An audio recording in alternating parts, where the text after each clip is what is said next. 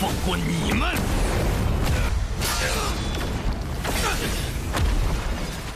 你杀多人，力量到这。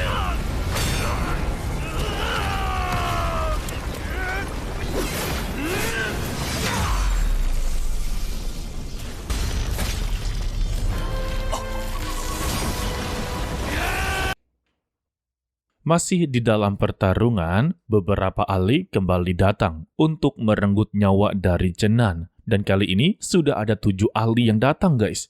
Tetapi bagi Chenan, membantai mereka semua adalah hal yang begitu menyenangkan. Jadi, siapapun yang mencoba untuklah menghambatnya, tidak akanlah dia lepaskan. Sehingga, kedua pendekar naga dihabisi. Kini yang tersisa tinggal 3 orang yang baru saja datang. Tetapi Chenan menantang, jika kalian ingin mati secara konyol, maka datanglah kepada dirinya. Karena dari benua barat dan benua timur, tidak ada yang bisa untuklah menghabisi nyawanya. Namun jika mereka bersikeras dan menganggap bisa untuk menghabisi nyawanya, keluarlah hadapi dirinya. Wah!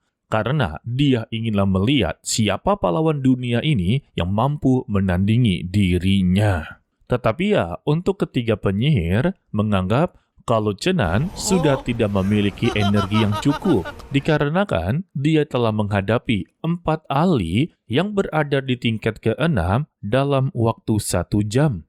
Jadi ya, mereka percaya diri untuk bisa menghadapinya. Tetapi, salah satu dari mereka dijadikan sebagai contoh kalau kekuatan dari Chenan sama sekali tidaklah berkurang. 仙界，东西大陆，想杀我天下英雄谁敌手？何人可堪一战？死！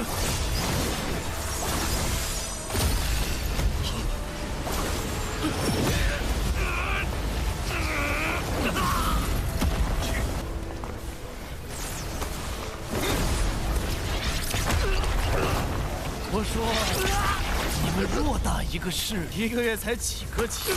Setelah menghabisi salah satunya, Chenan memperlihatkan beberapa artefak yang berada di belakangnya dan dijadikan satu sebagai sebuah tameng. Lalu tangannya terangkat dan menantang 2 yang tersisa. Sontak ya, untuk 2 yang tersisa sebenarnya sudahlah ketar-ketir. Mereka terlalu meremehkan Chenan dan baru menyadari kalau mereka sudah berada di ujung tanduk. Yang bisa mereka lakukan saat ini, menaklukkannya atau tidak sama sekali. Ternyata 2 yang tersisa ini berasal dari gereja cahaya, guys.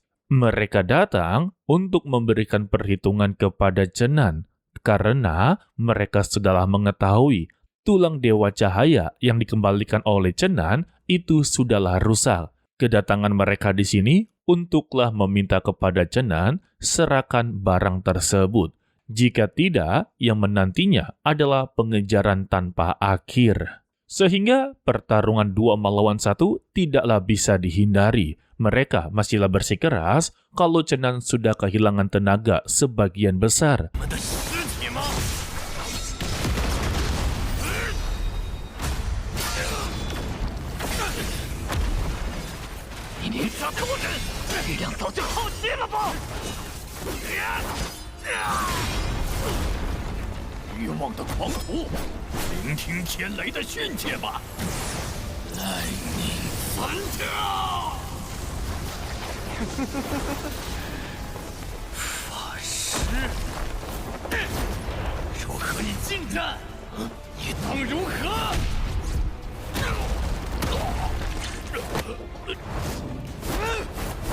Tetapi Chenan sama sekali tidak memperlihatkan kalau dia benar-benar lelah. Justru untuk sang penyihir agung haruslah mendapati pukulan, bahkan tendangan sampai tersungkur-sungkur. Sedangkan untuk kesatria pedang, dia langsung mengerahkan kekuatan penuhnya dengan mengeluarkan kemampuan niat pedang abadi. Sehingga beberapa pedang besar mengelilingi tubuh dari Chenan. Dan tugas dari penyihir agung mengeluarkan sebuah cermin untuklah memperkuat daya serangannya. Sehingga keluarlah sebuah formasi di atas langit dengan mengeluarkan ribuan pedang. Untuk iblis Cenan, sungguhlah begitu senang, dikarenakan dia baru saja membentuk sebuah perisai, dan kebetulan sekali dia inginlah menggunakan perisai ini untuklah menguji batas kemampuannya sampai mana. Siapa sangka perisai yang dimiliki oleh Cenan ternyata begitu kuat. Setelah berhasil menahannya, perisainya juga bisa dijadikan sebagai alat penyerangan. Dia melemparnya, membuat kesatria naga terhantam. Lalu, Cenan mengeluarkan pedangnya, sembari berkata, tampaknya pertarungan ini sudah sangatlah membosankan. Jadi, keributan kecil ini haruslah diakhiri. Sembari memberikan sebuah pertanyaan, jika dia mengayunkan pedangnya, siapa di antara mereka berdua yang akan mati terlebih dahulu? Sedangkan untuk sang kesatria tidak rela kalah begitu saja. Dia pun menggunakan teknik terlarang, yaitu mengorbankan umurnya sebanyak 10 tahun. Dan dia berniat untuklah menahan serangan tersebut. Alhasil, terjadinya bentrokan kekuatan.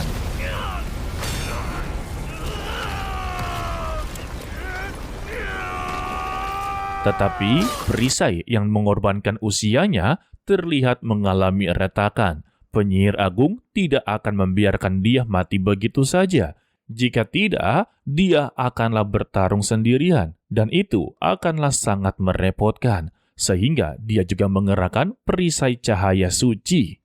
Tetapi semuanya itu sia-sia, karena tepat di belakang penyihir agung, perisai milik Cenan melesat dengan begitu cepat dan menghantam lehernya sampailah meninggal dunia. Tidak sampai di situ, cermin cahaya suci juga diambil olehnya.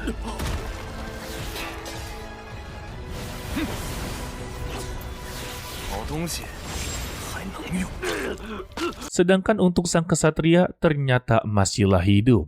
Namun, dengan kondisi dia seperti ini sangatlah tidak memungkinkan. Dia mengakui kehebatan dari Cenan karena sudah bertarung berjam-jam, tetapi berhasil mengalahkan satu persatu ahli bela diri tingkat ke-6. Dia memang sesuai dengan reputasinya. Tetapi dia masihlah bersikeras kalau Cenan merasa sangatlah lelah untuk sekarang ini. Jadi dia menantang Cenan untuklah mengerahkan semua kemampuannya. Karena dia akanlah mengerahkan serangan terakhirnya, dan ini sebagai penentuan siapa pemenangnya. Lantas, Iblis Cenan langsunglah menerima tantangan tersebut. Mereka sama-sama mengayunkan pedangnya, dan terjadinya bentrokan kekuatan, guys.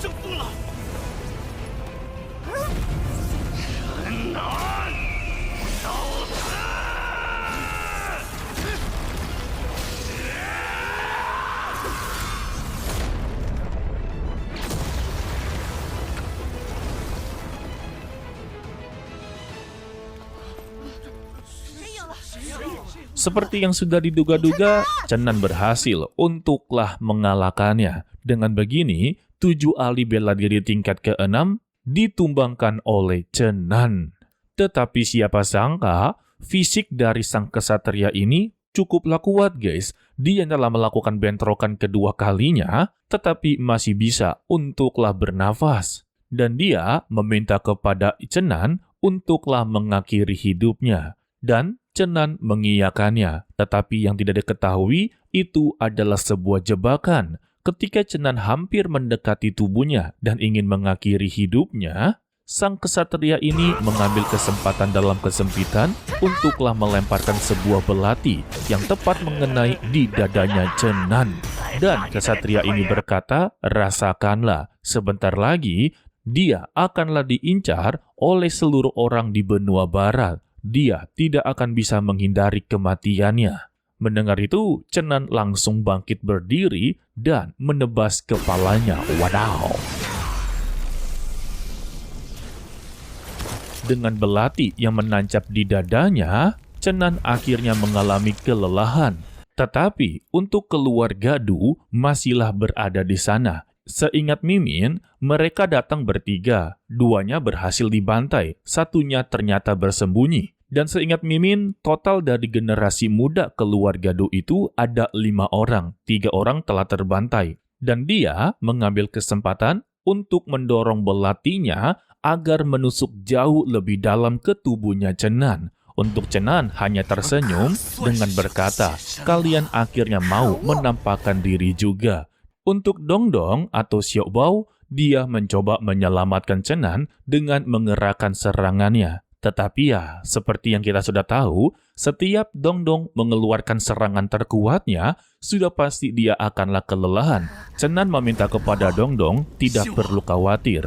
Percayalah kepada dirinya, semuanya akanlah baik-baik saja. Dan untuk pria dari keluarga Du ini adalah Du Xuan. Dia yang berada di tahap menengah tingkat kelima. Menghina-hina Chenan kalau kemampuan dia itu sama saja seperti keluarga Du. Karena untuk teknik misterius dari keluarga Chen, dia juga sama sekali tidaklah mencapainya. Karena ada volume kedua atau tingkat kedua yang sama sekali tidaklah diketahui. Karena untuk leluhur keluarga Chen sama sekali tidaklah memberitahunya. Yang berarti Chenan juga tidaklah tahu. Dari perkataan tersebutlah, Chenan teringat dengan pertanyaan dia kepada ayahnya. Jika nantinya teknik misterius dia mencapai ranah puncak, apa yang haruslah dia lakukan selanjutnya? Balasan dari ayahnya, jika hari itu tiba, mulailah mencoba melupakan semua ilmu bela diri tersebut. Sontak, Chenan kebingungan mengapa haruslah melupakannya. Balasan dari Chen Zhan, itu semua diperuntukkan pemahaman yang lebih mendalam. Di saat itu ya, Chenan sama sekali tidaklah mengerti. Yang dia pahami dari kata-kata tersebut, berarti dia haruslah benar-benar melepaskan diri dari ranah teknik misterius. Mendengar itu, ayahnya langsunglah tersenyum dan memberikan sedikit penglihatan, sembari menjelaskan jika ingin melampaui batas tertinggi langit, hukum langit haruslah diutamakan terlebih dahulu. Dan kemudian hancurkanlah hukum tersebut. Chenan tetaplah tidak mengerti. Jika memahami sebuah hukum, mengapa haruslah menghancurkan hukum tersebut? Berarti menyia-nyiakan seluruh usahanya selama ini. Balasan dari ayahnya, tampaknya kamu belumlah mengerti. Arti dari mencapai puncak tertinggi adalah melampaui segala hukum duniawi. Pertanyaan dari Chenan, bagaimana cara melampaui puncak tertinggi? Ya, balasan dari ayahnya membuka kembali langit dan bumi. Setelah berhasil melampauinya, maka dia bisa untuklah menciptakan dunia lain dengan hukumnya sendiri. Dari sinilah akhirnya Chenan mengerti. Semua pengertian yang diberikan ayahnya, ternyata keluarga Du telah menyalakan artinya. Dan Chenan langsunglah tersenyum, membuat Du Xuan kembali menghinanya. Orang yang berada di ambang kematian ternyata masih bisa untuklah tertawa. Balasan dari Chenan, terima kasih atas pengingatnya. Dia akhirnya teringat isi dari bagian terakhir dari teknik misterius miliknya. Balasan dari Du Xuan, kalau keluarga Du telah meneliti selama ribuan tahun, dan mereka mendapati sebuah jawaban dalam meningkatkan teknik misterius mereka, yaitu mempersembahkan mayat dari Chenan. Dengan begitu ya, mereka akan mengungkapkan rahasia gulungan bawah dari teknik misterius. Mendengar pernyataan yang begitu bodoh dan tidak masuk akal, Chenan hanya bisa tersenyum dan mencengkram belatinya sampai hancur lebur. Hal ini membuat Du Xuan dan Du Tian sungguhlah ketar-ketir. Padahal dia sudahlah terluka parah, seharusnya tidak lagi memiliki energi untuklah bertarung. Namun ya, Chenan berkata, dalam sebuah pertempuran, tipu muslihat itu juga bagian terpenting. Salahkanlah diri mereka sendiri yang bersifat serakah dan begitu bodoh. Dan Chenan berterima kasih kepada mereka dalam memberikan kesempatan untuklah dia pulih kembali. Karena ya, mereka bertele-tele dan menghina dirinya dalam pertarungan, guys. Seharusnya ya bisa dibunuh dengan begitu cepat. Alhasil, mereka menyaksikan Chenan kembali berubah wujud. Rambutnya kini berubah menjadi warna merah. Sembari berkata, apakah mereka sudah siap untuk lehernya ditebas? Wadaw!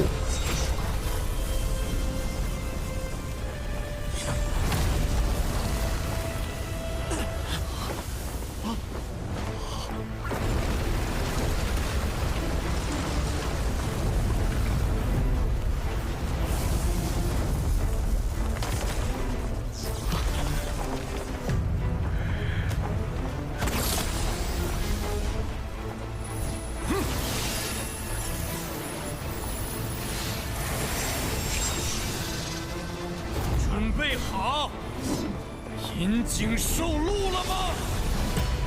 Ternyata, Dusuan hanyalah banyak gaya. Nyatanya, dia tidak bisa untuklah bertarung. Yang bisa bertarung adalah Dutien. Alhasil, Dutienlah yang meninggal terlebih dahulu karena kebodohan dari Dusuan sendiri.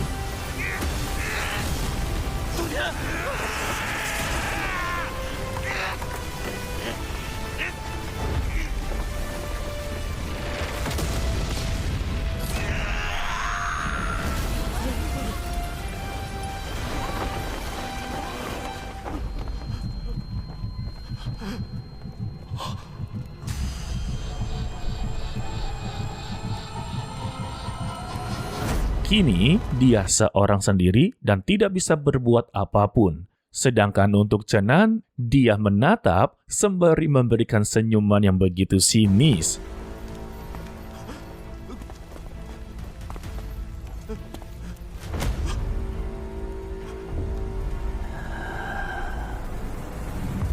Dan kita bersambung untuklah di episode 41 kali ini, guys. Ya, untuk di episode kali ini benar-benar puas ya.